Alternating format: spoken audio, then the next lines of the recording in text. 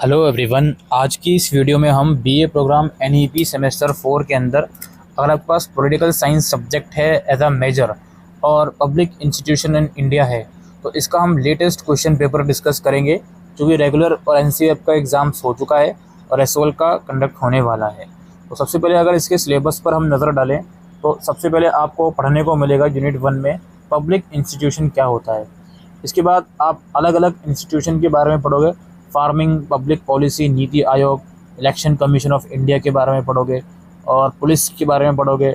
इसके अलावा ensuring right जिसमें नेशनल ह्यूमन राइट कमीशन के बारे में पढ़ोगे, रेगुलेटरी इंस्टीट्यूशन जैसे आरबीआई के बारे में पढ़ोगे और ट्रांसपेरेंसी और अकाउंटेबिलिटी के अंदर कंट्रोलर एंड ऑडिटर जनरल और सेंट्रल विजिलेंस कमीशन के बारे में पढ़ोगे। तो ये कुछ इंस्टीट्यूट हैं इंडिया के जो लोगों की सेफ्टी वगैरह के लिए बनाए गए हैं। इन सब के बारे में आपको अपने सिलेबस के अंदर पढ़ना है। अब हम मूव ऑन करते हैं इसके क्वेश्चन पेपर पर। तो पेपर दोस्तों 90 मार्क्स का आएगा। पूरा पेपर या तो इंग्लिश में दीजिए या हिंदी में दीजिए। टोटल 10 क्वेश्चन होंगे जिसमें से किन्हीं 5 क्वेश्चंस के आंसर आपको देने होंगे।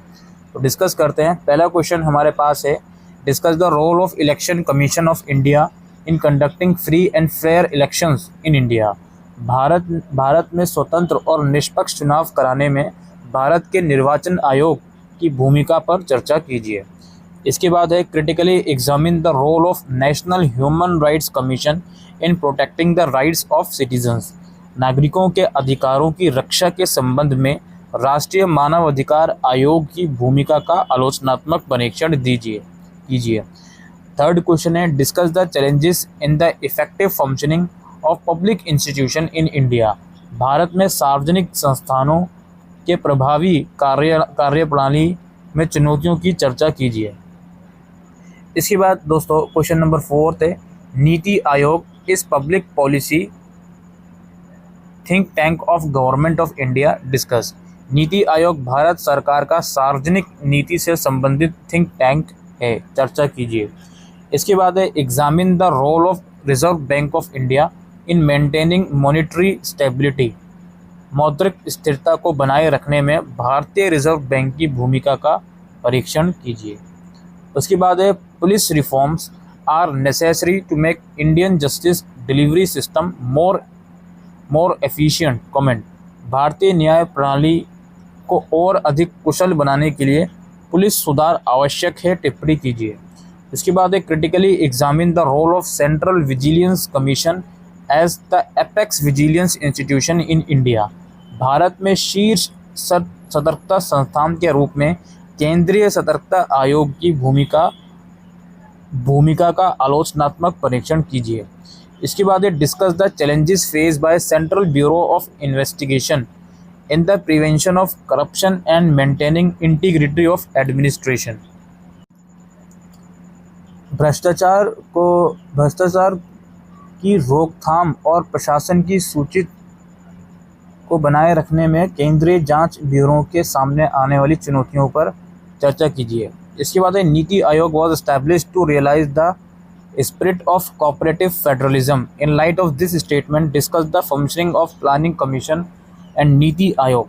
सहकारी संघवाद के भावक को साकार करने के लिए नीति उपयोग की स्थापना की गई थी। इस कथन के प्रकाश में योजना आयोग और नीति आयोग के कार्यों के बीच अंतरों को समझाइए।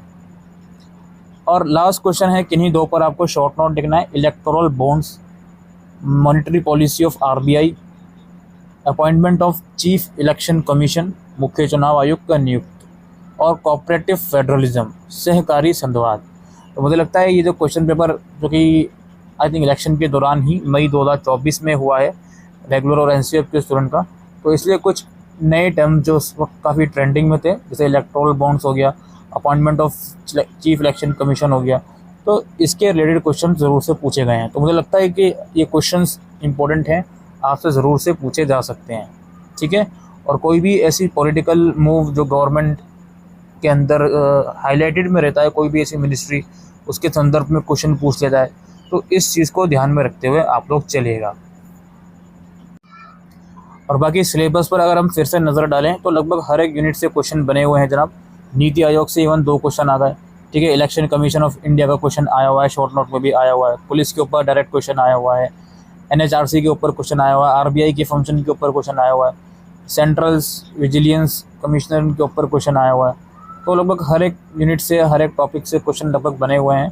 तो 7 यूनिट हैं दोस्तों, कम से कम 5 यूनिट तो करके जाइएगा ही, सो दैट आप इजीली पेपर अटेम्प्ट करके आ पाओ।